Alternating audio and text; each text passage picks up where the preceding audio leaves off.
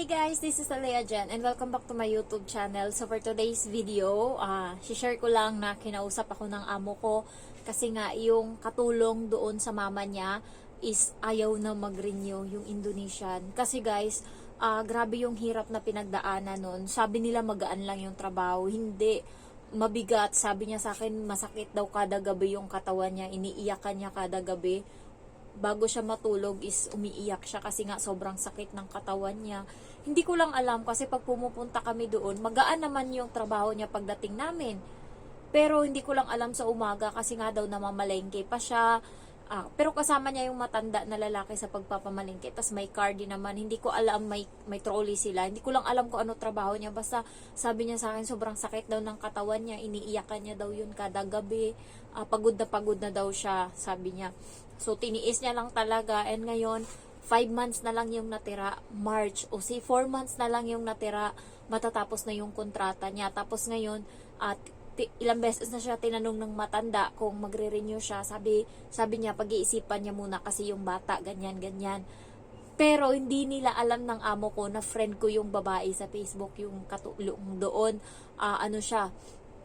Yung anak niya is 7 taong gulang pa lang. Tapos sabi ngayon ng amo ko sa akin, sinungaling. 16 na, 60 na daw yung yung edad ng bata. Pero friend ko sa Facebook, kaya alam ko yung totoo. Sabi niya ganun. Ang sinasabi ngayon ng amo ko sa akin, kausapin ko daw yung katulong doon na i-anuhin ko daw na mag-renew. Sabi niya, hikayatin ba na mag-renew. Hindi ko lang alam kung maririnig dito sa CCTV. Bahala sila dyan. Totoo naman talaga.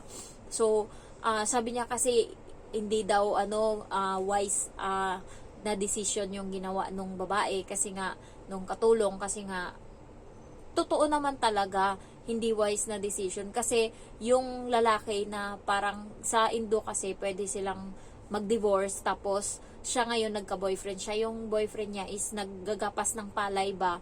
Ngayon sabi ko sa kanya, totoo naman. Sabi ko, bakit ka hindi mag-renew? Wala ka rin namang pera. Sabi niya sa akin, wala siyang ipon, wala lahat. Wala siya kahit sa damit niya, hindi siya makabili-bili. Puro lahat padala lang doon. Tapos sabi ko, paano yan? Uuwi ka. Di, isa ka din doon sa maggagapas ng palay. Kasi yung boyfriend niya is pinapapili siya.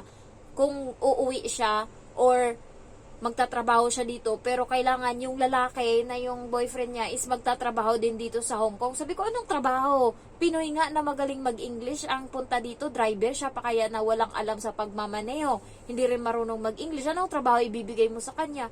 Sabi ng katulong is yun yung hindi niya maintindihan sa sa boyfriend niya, yun yung problema niya. So hindi ko masabi-sabi dito sa amo ko na yun yung issue kasi nga hindi nila alam na may nobyo yung katulong na yun doon sa Indonesia kasi ang sabi niya dito hiwalay siya. Ang sabi niya sa amo na matanda is wala siyang asawa ngayon, meron siyang anak pero wala siyang asawa. Yun yung dahilan and hindi maintindihan yun ng matanda kasi hindi niya sinasabi. Ang always niya lang sinasabi kapag nagtatanong is yung bata ganyan, ayaw ng bata na umalis na ako, so hindi maintindihan ng matanda. Tapos biglang nag-freak out nung nakarang araw kaya napapost yung Indo. Sabi niya kinausap nila ako ng mahinahon. Tapos nung sinabi kong ayaw, bigla nang nagalit, na sumigaw, ganyan.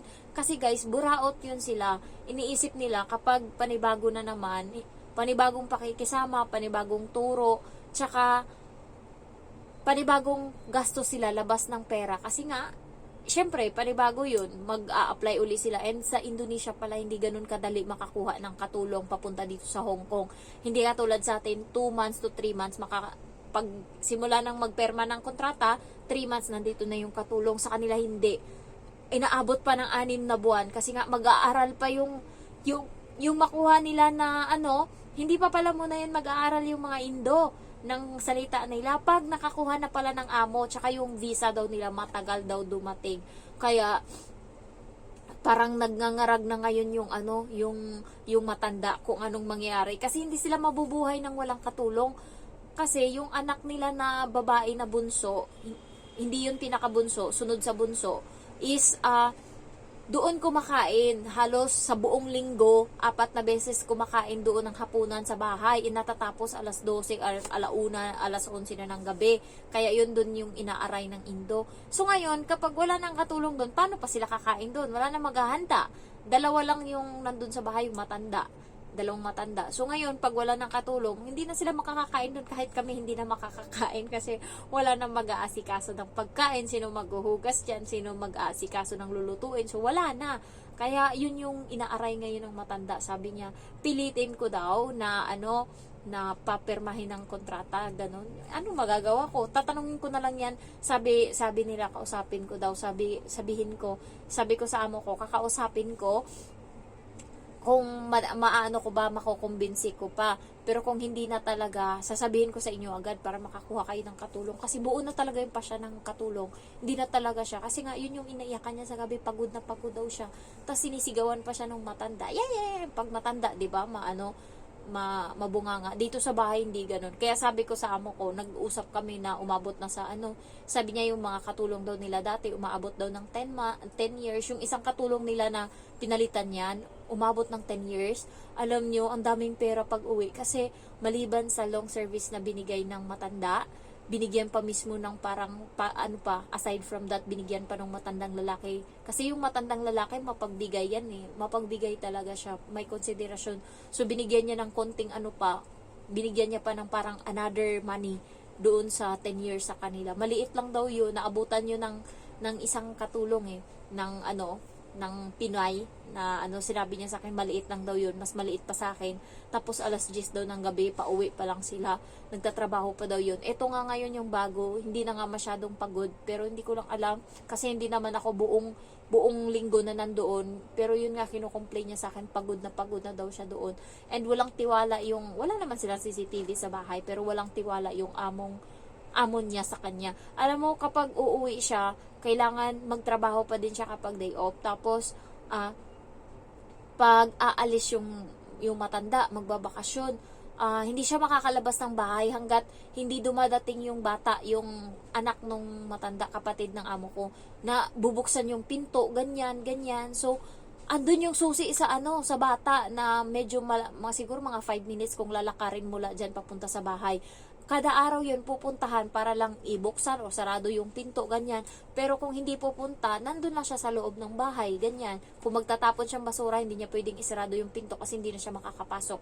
So, ganun yung doon, walang tiwala sa kanya. Matatapos na yung kontrata niya, hindi pa binibigyan siya ng susi. Hindi katulad dito sa akin na wala. Pagkarating ko pa lang agad, in-enroll na ako sa fingerprint. So, anytime, makakapasok ako ng bahay, ganyan. May tiwala naman yung amo ko sa akin, kahit papano. Ayan. Tapos, napunta na sa na sabi niya, ikaw, magre-renew ka. Sabi ko, oo. Sabi ko, kasi yung bahay hindi pa tapos eh. Kailangan ko pang tapusin. Tsaka, konting sakripisyo lang naman. Sabi ko, konting sakripisyo lang. Tingnan mo, sa susunod, magdadalawang taon na ako dito. Konti na lang, matatapos na yung bahay, makakapag-ipon ako, makakapagpahinga na ako pagkatapos. Sabi niya, oo nga. Sabi niya, tapos sabi ko, uwi kasi ako, isusurprise ko sila sa vacation niyo, magbe-vacation din ako. Sabi niya, talaga? Tapos ayun, nag-usap kami na yung mga dating katulong niya dito, meron daw isa na nagsisi. Kasi guys, kapag komportable ka na kasi, sa akin dito okay na ako eh. Sabi ko sa amo ko, okay na ako sa trabaho, basta yung utak ko, yung mental health ko, hindi na nabuburyong dito, hindi na aapektuhan. Sabi kong ganun talaga sa kanya kanina. Okay lang sa akin yung trabaho, pagod ako dito, ganyan. Basta wag lang talaga akong yung sinisigaw-sigawan ako, tas yung utak ko, yung yung binubugbog. Sabi ko talagang ganun sa amo ko kanina. Tapos sabi ko, satisfy ka naman ata sa ginawa ko, sa trabaho ko. Sabi ko ganun. Tapos tinignan niya yung oo, linis-linis nga eh. Sabi niya ganun. So, natuwa lang ako na, sabi ko wala akong karanasan sa paglilinis ganto, pero at least na-satisfy ka, natuwa ka naman. Sabi niya, malinis naman, maano ka naman sa bahay, masalansan, ganyan. Kasi yun nga, kinausap niya ako, nakausapin ko daw yung katulong kasi another na naman sila ng gastos, pero feeling ko hindi na talaga yun magbabago yung isip. Kaso sayang lang kasi sa Indonesia guys, kapag nag-apply sila, yung gastos is lahat sa agency, pero 6 na buwan kang magbabayad ng 21,000 sa pera natin. So ilan yon? nasa 100 plus, 110,000 yung gagastusin mo, or, anim, yes, nasa 100 plus yung gagastusin mo pagbayad sa kanila. So, 6 na buwan niyang nagtiis yung Indo na sa 3,000 niya parang 80 na lang ata yung natira. Pambayad lang sa agency. Tapos ngayon na nandito na siya, i-renew siya. Konti na lang, kahit hindi niya tapusin, basta anuhin niya lang. Kung ayaw niya na naman bumalik ng Hong Kong, huwag niya nang tapusin, basta makaipon-ipon lang siya kahit konti lang ba, kasi ngayon wala talaga siyang ipon. Yung lalaki kasi puro libog lang yung alam nung boyfriend niya na yun. Iniisip na, sige, kung gusto mo dyan, dapat nandyan din ako magtrabaho. Gawan mo ng paraan para makapagtrabaho ko dyan. Di nag-iisip, bubo. Pagagapas lang ng pala yung alam, tapos pagtatrabahuin dito sa Hong Kong, English. Sabi ko nga, mga Pinoy nga yung trabaho dito, driver. Oh, ano pa yan, may mga skilled pa yan sa Pinas, sabi kong ganun. Yun yung nai-stress yung yung Indo, kasi nga gusto niya pa talagang magstay. Kung magstay yung boyfriend lang talaga. Hindi ko masabi-sabi sa amo ko kasi siguro masabi ko yan pag wala na yung katulong dito. Hindi ko pa masabi ngayon. Sabihin ko lang, ma'am, hindi na talaga magbabago yung isip kasi yung bata. Pero sinabi ko naman kanina sa amo ko na nakwento kasi nung babae na wala na siyang parents, kaya yung anak niya ngayon is iniiwan niya doon sa kapatid niya. And then yung kapatid niya is may mga anak din. So ngayon napapabayaan yung anak niya. Sabi ng amo ko, matanda na yun. 14 ng edad, 16. Ha? Nakita ko 7 taong gulang pa lang yung bata. Maliit pa, as in. Mga 6 o 7 taong gulang. Tapos sabi ng amo ko, 16. Sinungaling. So, nandun ako sa pero, syempre, doon tayo kampi sa sa katulong. Hindi tayo kampi sa kanila. Kasi, mabait lang naman yan sila kasi may pakinabang tayo. Pag wala tayong pakinabang, katulad ngayon, sinisiraan. Kasi yan, ganyan. Wala nang pakinabang. Ayan. Medyo nagiinit na yung ulo, nagbabago na, 4 months pa siya magtitiis dyan, pahihirapan siya niyan. Kaya, sinasabi niya kasi, pag-iisipan, parati siyang ginangarag na, magdesisyon ka na ngayon kasi kailangan naming makahanap na ng katulong kasi matagal pa dumating yung katulong kung antayin namin yung desisyon mo. Ayun. Sabi ko kasi sa amo ko, baka pwedeng pa hayaan muna magdesisyon, may mangyayari, hindi natin alam, may emergency doon, kaya maparenew yan. Sabi niya, hindi pwede kasi nga matagal pa sila bago makakuha ng katulong kasi yung visa matagal dumating sa Indo, hindi katulad dito sa Pinas, sa inyo na madali lang, 2 months lang nakapunta ka na dito. Sabi gano'n ng amo ko. Kaya yun, natuwa naman ako kasi yung amo ko tuwang-tuwa sa akin kasi nga sabi niya, magre-renew daw ako. Sabi ko, oo, kasi alam niyo sa utak ko ngayon guys, nagtatrabaho ako, iniisip ko na kung paano ko isusurprise yung mama ko, paano ako uuwi doon na hindi nila alam, paano kasi galing Bacolod, 6 hours pa yung biyahe, so gutom ako pagdating, paano ko didiskartean na malulutuan nila ako ng pagkain na hindi nila alam na darating ako. Siguro sabihin ko na, Mang, may pupunta dyan yung kaibigan ko, baka pwede palutuan ng pagkain kasi galing pa yung ganun. Ganunin ko na lang. Katulad nung nakaraan, sinabi ko na nung bago ako pumunta dito, umuwi akong probinsya, hindi nila alam, surprise, kasi sabi ko hindi na ako makakauwi kasi may ticket na ako pa Hong Kong. Tapos umuwi ako. Sabi ko, Mang, may magdi-deliver dyan ng cabinet. Galing pa yan sila mga 2 hours away from sa amin. So sabi ko, nag-request sila na baka pwede lutuan mo daw sila ng pagkain kasi nga pagod na pagod yan, ganyan. Tapos sabi, sige. Ay, di pag uwi ko, meron akong native na chicken, tinola, diba, sarap.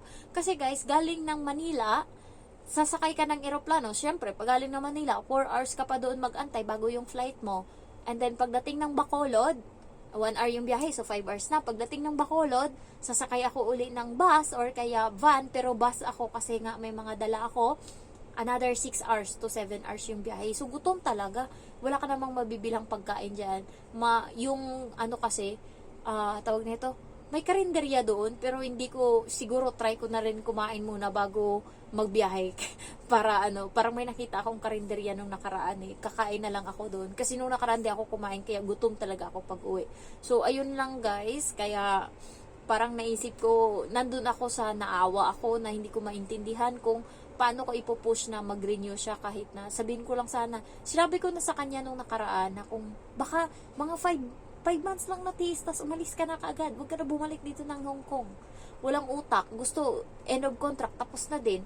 So, sabi ko, mag-ipon ka pa konti. Bahala siya dyan. Pero nakakahinayang. Kasi nga, sa pagkain, okay naman sa kanya yung pagkain. Umaga, kumakain siyang tinapay. Alas 11, may kanin siya. Sa kanya na kung paano siya didiskarte na magkaroon siya ng ulam. Kasi may kanin, binibigyan siyang kanin. So ako, buhay na ako basta may kanin. Tapos sunod niya na kain is alas 3, nandun kami. Yan, may ulam na yan siya. Tapos minsan noodles, yung pagkain niya. Minsan kanin na may ulam, bigay yan ng amo. Tapos sa gabi, marami siyang ulam. Dalawang platito yung ulam niya. Ano yan, karne, may itlog, tapos 2 klase ng gulay. Yan. Hindi ko lang alam saan pa siya nagkulang. Ako kasi, tapos nakaupo yan siya guys. Nandun ako, tapos na yung trabaho niya alas 6:30. Nakaupo na lang yan siya, nagsi-cellphone. Tapos ayan, yung matanda na yung naghahanda ng pagkain, ganyan, lagay sa mesa. Hindi na yan siya, basta wala na siyang gagawin, nakaupo na lang, wala na. Yung matanda na yung naglalagay ng mga pagkain sa mesa, ganyan, ganyan. Lahat. Lalabas na lang yan siya uli, mga alas 9. Ayan, pupunta na siya sa kusina para maghugas ng plato. So, alas 6, alas 7, alas 8. 2 oras siya mahigit nakaupo, nagse-cellphone. Hindi ko lang alam kung saan banda nagkulang. May tulog pa yan siya sa hapon na 1 oras. Ayan. Kung siguro, kung Pinoy, kung marunong lang mag-English tong mga matatanda, siguro may tumagal dyan ng mga Pilipino sa kanila. Kasi wala namang problema talaga. Medyo madamdamin lang tong Indo. Iba kasi sila, iba sila kaysa sa atin. Ayan, tayo matiisin, sa kanila konting mahirap na daw. Hindi ko mahanap yung hirap na sinasabi niya. Hindi ko talaga mahanap. Kasi yung trabaho namin pareho lang. 2 lang yung matanda sa bahay. Malaki yung bahay pero hindi niya naman yung yung kusina nila. Nanigas na yung mantika doon. Hindi niya matanggal-tanggal. Nanigas na as in. Yung mantika nanigas. Hindi niya matanggal-tanggal. Tapos sa isip niya pagod pa siya. Hindi ko lang alam. Iba-iba tayo talaga ng Ako, matiisin ako eh. Hindi ko lang alam sa kanya. Kakahinayang talaga. Kaya ayaw siyang pakawala ng matanda kahit yung amo ko nga gusto akong kausapin ko daw yung yung katulong, di ba? Talagang nag-effort. Talagang nagulat ako pagising ng amo ko, gising din ako tapos ayun, nag-usap kami. Sabi niya, "Hindi mo alam mo ba, yan ganyan, ayaw na mag-renew ganyan kasi yung bata daw." Ayan. So ayan lang guys. Thank you for watching and I love you all. Bye-bye.